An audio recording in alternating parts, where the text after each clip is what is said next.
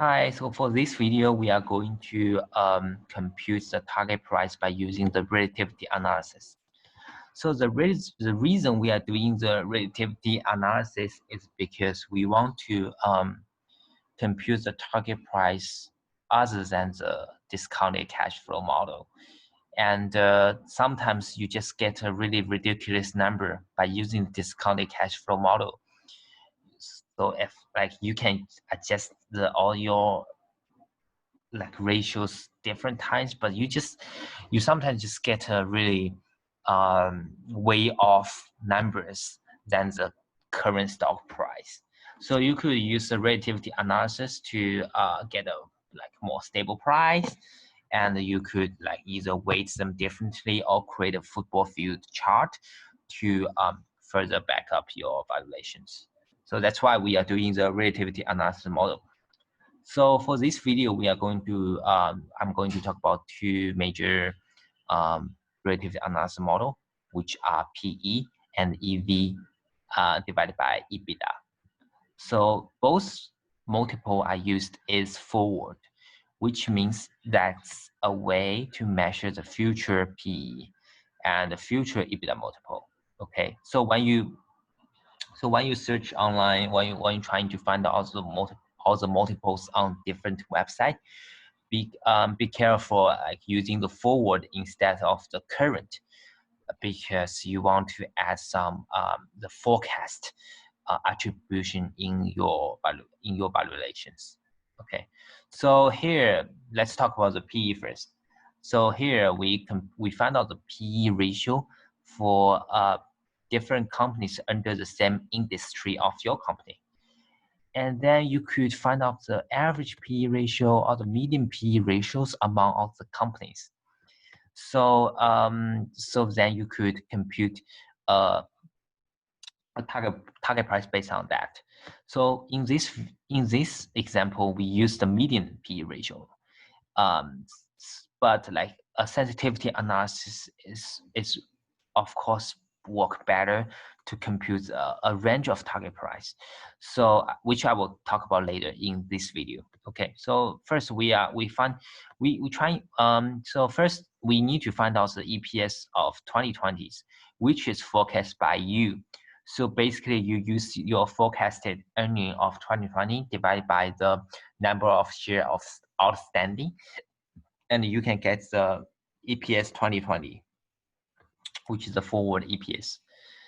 And then by multiply the forward EPS to the forward PE ratio, you could get the target price under the PE model. Okay, so like for EBITDA, it's a little bit more complex. So you would trying to find out your EBITDA multiple, your EBITDA for 2020, which is also forecasted by you. And by multiply the EBITDA to the EBITDA multiple, in this case, we also use the median EBITDA multiple among all the company. You could get the enterprise value.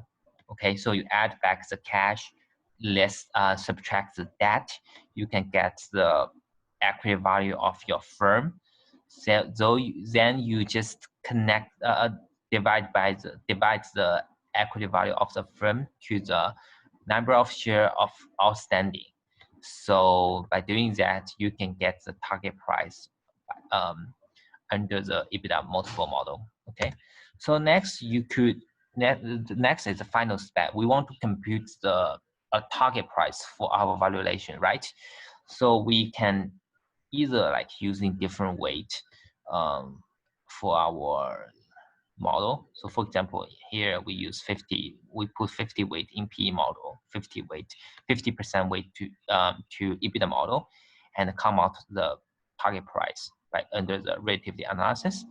And then we put 20% of weight in relativity analysis, 80%. 20%. Yes, 20% weight into relative analysis, 80% weight into the discounted cash flow analysis. We can find out our future target price.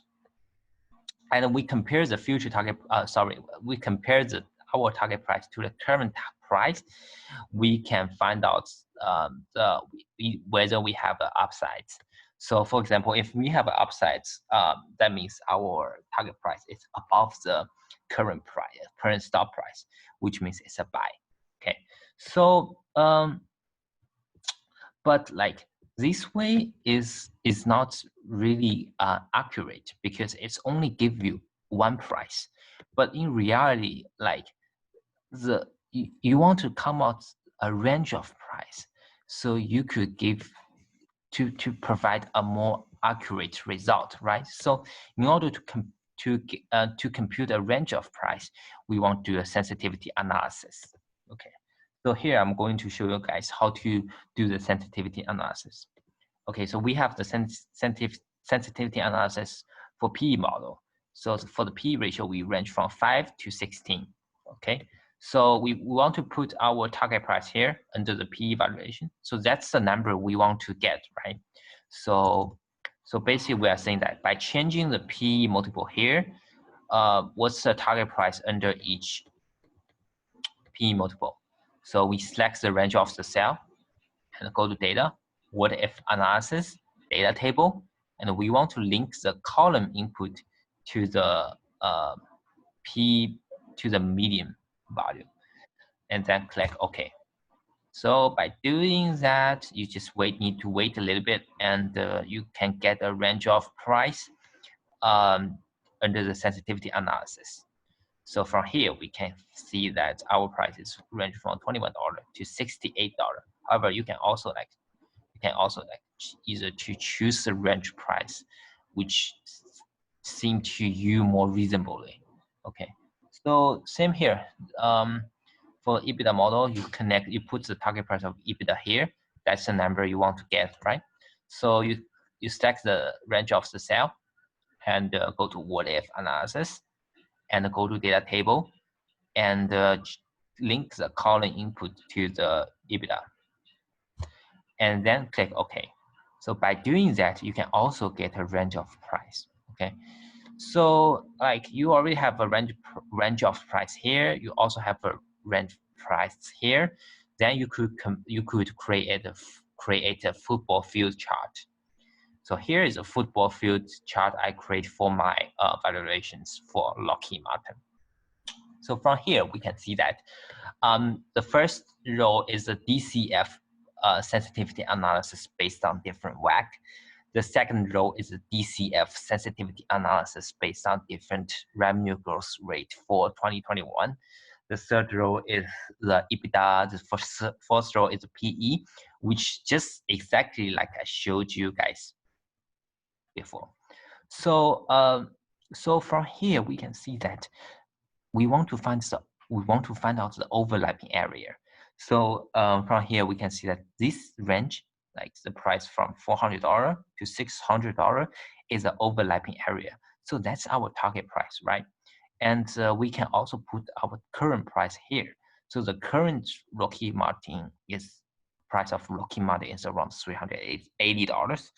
But our target price showed, our overlapping area showed that our target price is way above the $338. So we can see that that's a buy, right? So I personally, I prefer this way than the weight, because this weight just gave you a range of price. Weight is only give you one price. Sometimes people will ask you why you choose this weight, why you choose 80/20s, why you choose 50/50s. That's really hard to say because like the reason we choose weight is subjective. However, by showing a chart like that can give your audience a more clear pictures about your valuations. So that's why I love this chart. So if you have any questions about how to create a chart, a football field chart, you can always ask me. Okay, it only takes you about 20 or 30 minutes to do that.